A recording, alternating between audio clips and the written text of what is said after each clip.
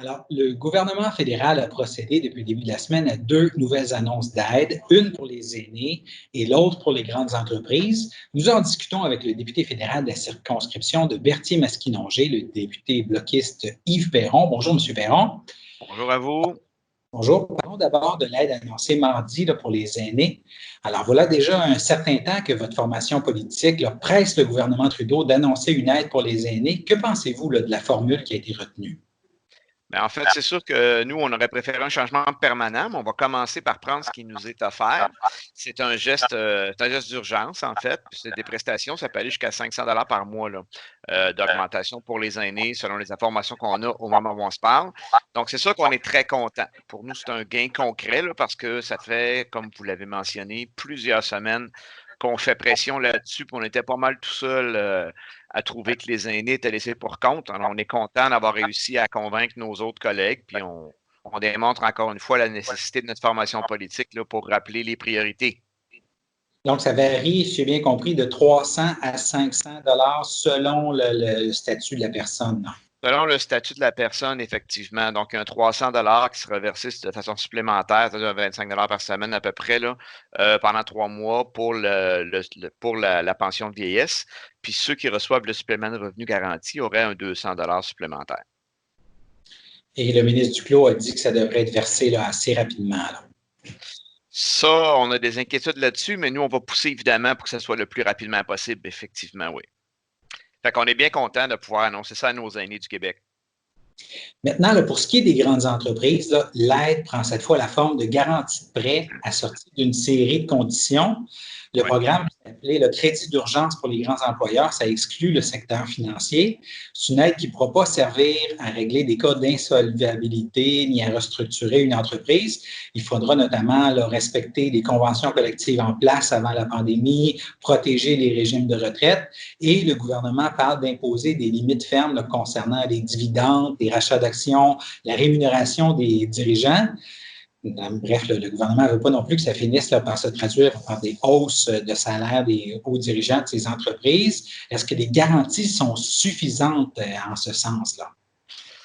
Ben écoutez, déjà qu'il soit nommé, c'est sûr que c'est rassurant, mais nous, on va veiller au grain. Effectivement, vous le nommez, on ne veut pas que ça devienne des primes aux grands dirigeants. C'est simplement pour sauver l'activité économique. Par contre, est-ce que les conditions sont suffisantes? Moi, je vous répondrai que non. Entre autres, on veut, vous avez vu, on a milité, puis on a fait des sorties sur les réseaux sociaux dans les derniers jours, entre autres là-dessus, que des entreprises qui ont recours à l'évasion fiscale n'a pas droit à cette aide-là. Parce que ça a beau être légal, l'évasion fiscale, c'est immoral. Et le Canada le laisse se dérouler depuis de nombreuses années. Nous, vous savez, c'est un de nos cheval de bataille. Là. On est là-dessus depuis très longtemps. Puis évidemment, on va insister pour que les entreprises qui ont de l'argent ailleurs, qui ne payent pas d'impôts sur leurs revenus, ben, ils n'ont pas d'affaire à avoir de l'aide quand ça ne va pas bien. Là. Hein, c'est quelque chose qu'on devrait régler. Ça, c'est important. Ensuite, sur les transporteurs aériens, les gens des voyages. Vous savez que la loi sur la protection du consommateur indique que les gens devraient être remboursés quand il y a une annulation de voyage. Et il y en a beaucoup ces temps-ci. On est inondé d'appels dans nos circonscriptions là-dessus. Et ce que les compagnies aériennes font, c'est qu'ils donnent des crédits voyage. J'ai même vu un cas où la compagnie offrait de rembourser 50% du prix. Évidemment, ces entreprises-là font ça pour rester en vie. Mais là, s'ils ont de l'aide de l'État, ben, moi, je pense qu'ils devraient rembourser les citoyens honnêtes qui ont prévu faire des voyages et qui ne peuvent pas les faire. Là. Juste par rapport à ce qu'on disait avant sur les paradis fiscaux, est-ce que là, le programme a été annoncé, mais est-ce que là, ça va repasser en chambre pour un vote et vous allez avoir la possibilité de proposer des amendements pour que les garanties en ce sens soient plus sévères? Oui, en fait, ça fait partie des pouvoirs qu'on a donnés à l'État d'intervenir économiquement.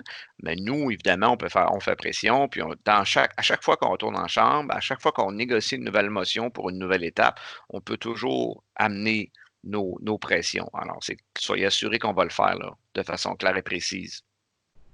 Ça, est-ce que, par exemple, c'est quoi, ça sera voté mercredi prochain ou la semaine suivante? Comment ça fonctionne? Qui va être voté mercredi cette semaine, c'est simplement un projet de loi c'était annoncé aussi là, sur l'agriculture. Là, je peux en parler à moitié parce que ce n'est pas fait encore, mais c'est pour augmenter la capacité de crédit, ce qui a été annoncé publiquement, là, pour augmenter la capacité de crédit de la Commission canadienne du lait. Je crois que je vous en avais déjà parlé en entrevue. Nous, on bloque, ça fait longtemps qu'on pousse cette idée-là. Ça nécessitait un changement dans la loi parce qu'il fallait faire une modification dans la loi. Ça c'est des votes. Mais sinon, ce n'est pas toujours des votes de loi, là. OK, donc il n'y aura pas de vote là, sur l'aide, le crédit pour les entreprises. Ben, il n'y a pas de vote, puis il y en a un parce que il faut qu'il y ait l'appui des parlementaires. Puis à chaque fois, il faut que ce soit des motions unanimes. À chaque fois qu'on modifie notre fonctionnement, puis ainsi de suite. Et évidemment, ça devient des leviers dans les discussions, là. Donc, on exerce un contrôle quand même, là. Donc, vous allez tenter de vérifier est-ce que les critères soient plus stricts à ce niveau-là. Ben oui. J'ai consulté le communiqué de presse, puis au niveau environnemental, ça semble assez vague aussi. On parle de choix qui devront tenir compte de la durabilité environnementale et des objectifs nationaux en matière de climat. Est-ce qu'on devrait demander plus aux entreprises qui vont recevoir cette aide? Ben, clairement, puis nous, on est bien inquiets, entre autres, pour toute l'industrie pétrolière de l'Ouest canadien, des sables bitumineux, qui, si vous vous souvenez bien, il y a quelques semaines, donnait, en fait, pire que ça, payait pour que les entreprises prennent leur baril de pétrole. Le prix du baril de pétrole brut de l'Ouest est tombé en bas de zéro. C'est du jamais vu. Alors, évidemment, c'est un non-sens. Ce serait un non-sens, selon nous, d'investir là-dedans. C'est des énergies qui sont extrêmement polluantes et qui ont peu d'avenir. Il faut aider l'Ouest autant que l'Est, mais il faut l'aider de façon intelligente vers une transition énergétique. Donc, c'est clair que nous, on va être vigilants là-dessus. Mais non, on a très peu de détails pour l'instant sur ces points-là. D'autres choses que vous voulez ajouter par rapport à ces deux annonces? Ça fait le tour pas mal. Fait que je serai de retour en chambre demain là, pour le projet de loi sur l'agriculture parce que c'est mon dossier. Ça sera un premier pas. Mais évidemment, il y a beaucoup d'autres choses qui doivent être nécessaires en agriculture. On en avait parlé ensemble, là. Mais en tout cas, c'est un gain quand même concret, là, quelque chose qu'on pousse depuis longtemps qui va permettre de jeter moins de lait dans l'avenir. Mais il y a beaucoup plus que ça à faire. On va prendre une bouchée à la fois.